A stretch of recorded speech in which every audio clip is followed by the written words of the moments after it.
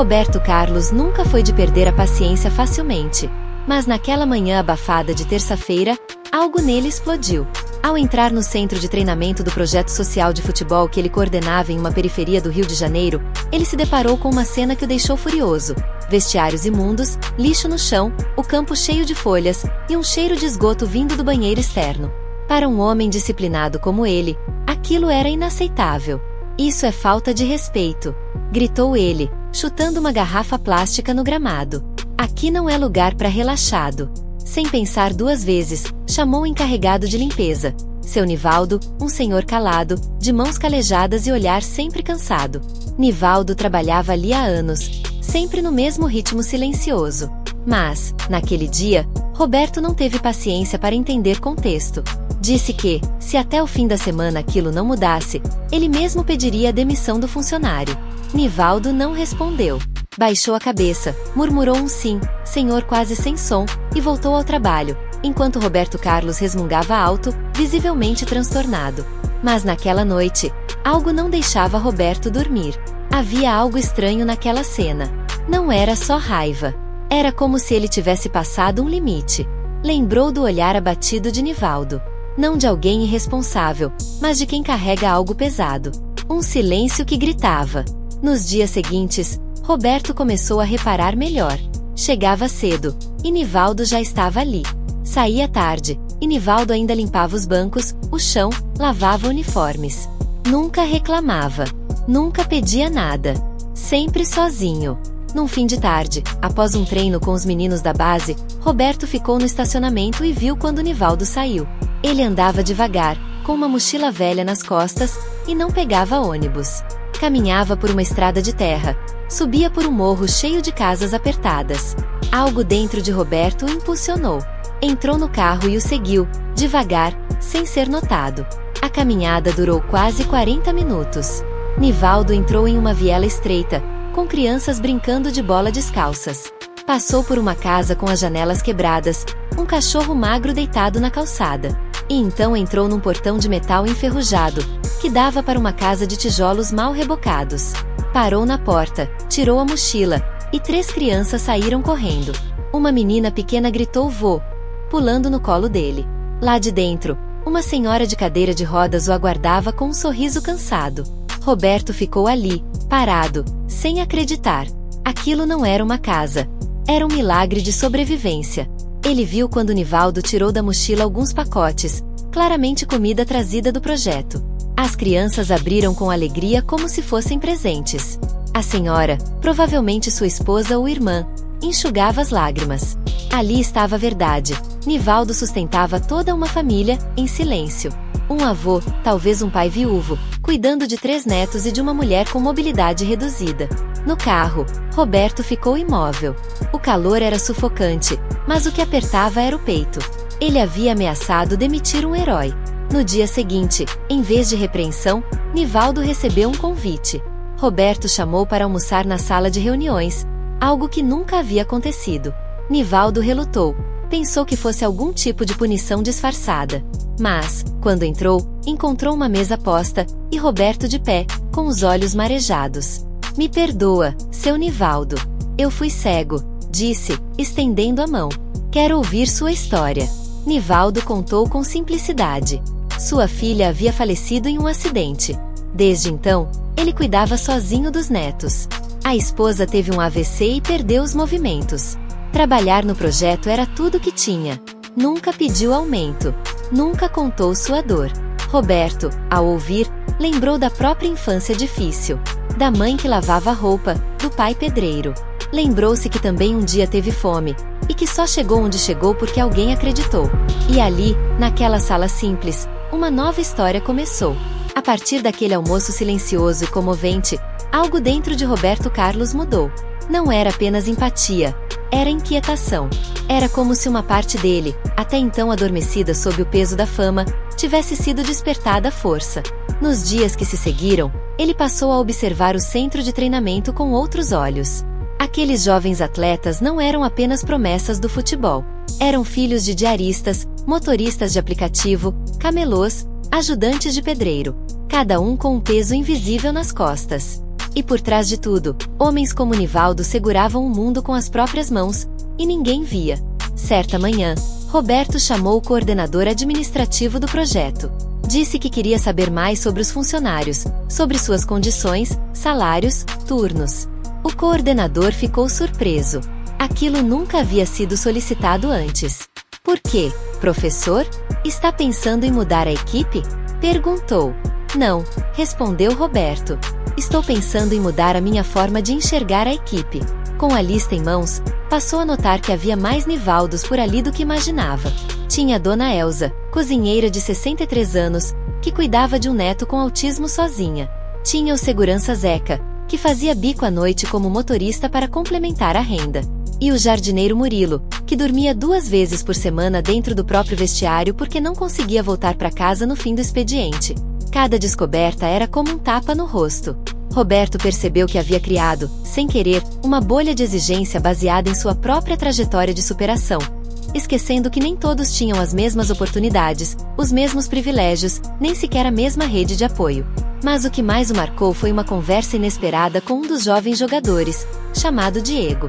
Um garoto tímido, com talento evidente, mas que nas últimas semanas vinha apresentando queda de rendimento. Roberto chamou para conversar. "Tá acontecendo alguma coisa?" perguntou, tentando soar leve. Diego hesitou, olhou para o chão e soltou. "Meu pai tá preso. Minha mãe perdeu o emprego. Eu tô cuidando da minha irmãzinha de 5 anos. Às vezes eu treino com fome." A frase bateu como um soco no estômago. Roberto segurou a emoção. Não era só sobre futebol. Era sobre sobrevivência. Naquela noite, ao chegar em casa, sua esposa percebeu que ele estava diferente. Silencioso, pensativo, com os olhos vermelhos. Ela não perguntou. Apenas sentou ao lado, segurou sua mão e esperou. Roberto Carlos, o ex-craque da seleção, o homem de pernas fortes e chutes violentos, chorou em silêncio. Não pelas dores do passado, mas pelas dores invisíveis do presente que ele só agora estava enxergando. No dia seguinte, chegou mais cedo ao centro de treinamento. Chamou todos os funcionários e atletas para uma reunião. Ninguém entendeu nada. Achavam que vinha bronca. Mas o que veio foi uma fala que ninguém esqueceu. "Durante muito tempo eu achei que liderar era cobrar, exigir, manter a ordem. Mas hoje eu entendo que liderar também é escutar, compreender, dividir. Eu falhei com vocês. Não por má intenção, mas por ignorância. E prometo, a partir de agora, olhar nos olhos de cada um. Ver o ser humano antes do cargo. A história antes do erro." O silêncio foi absoluto. Alguns funcionários se entreolharam. Outros baixaram a cabeça. Dona Elza chorou. Nivaldo permaneceu imóvel, mas com um brilho diferente nos olhos. Nos dias que se seguiram, mudanças começaram a acontecer. Pequenas, porém significativas. Uma cesta básica apareceu na casa de Diego. Um colchão novo foi doado para Murilo. A cadeira de rodas da esposa de Nivaldo foi trocada por uma nova, moderna, com ajuste elétrico, presente anônimo. Os meninos notaram a diferença. O ambiente ficou mais leve. Os treinos fluíam com mais energia. Havia algo novo no ar. Respeito mútuo. Não imposto. Conquistado. Mas um dos momentos mais simbólicos veio numa tarde de sexta-feira, quando Roberto convocou uma reunião técnica e fez questão de começar dizendo: "Hoje, antes de falar de tática ou posicionamento, eu quero agradecer. Agradecer por me fazerem enxergar que ser craque não é só dentro de campo. É ser grande por dentro." E então apontou para Nivaldo. "Esse homem aqui, que muitos só viam como faxineiro, é um herói. Um homem que acorda às 4 da manhã, trabalha o dia inteiro, e ainda assim encontra forças para amar, para cuidar, para sorrir. Eu quase cometi a injustiça de tirá-lo daqui. E nunca vou me perdoar por isso." Todos aplaudiram de pé. Nivaldo, constrangido, tentou esconder a emoção. Mas naquele momento, ele não era só funcionário. Era símbolo. Era espelho. Era exemplo. Roberto então concluiu: "A partir de hoje, ninguém mais é invisível aqui." Aquela frase virou um mural. Foi pintada na entrada do centro de treinamento. Em letras grandes, coloridas: "Ninguém é invisível." Depois da grande virada emocional que o centro de treinamento viveu, uma sensação diferente tomou conta do ambiente. Era como se, de repente, o lugar onde se treinava talentos para o futebol também tivesse se tornado uma escola silenciosa de humanidade. Mas havia uma inquietação ainda viva no coração de Roberto Carlos. Algo lhe dizia que ainda não era o fim daquela jornada. Que ainda havia algo que precisava ser feito, não por imagem, nem por gratidão, mas por justiça. Certa tarde, enquanto observava o gramado vazio após o treino, Roberto se aproximou de Nivaldo. Pela primeira vez, os dois conversaram sem o peso do passado, sem o ruído da desconfiança. Só dois homens, duas histórias, dois seres humanos. Posso te fazer uma pergunta? Roberto disse. Claro, professor. Por que o senhor nunca disse nada? Nunca contou para ninguém o que fazia fora daqui? Nivaldo pensou por alguns segundos, olhou para o chão e respondeu com uma serenidade que desarmava. Porque eu nunca achei que minha vida interessasse para alguém. Meu trabalho sempre foi calado. Eu limpo, arrumo, saio sem fazer barulho. Meu valor não está no que falo, mas no que faço.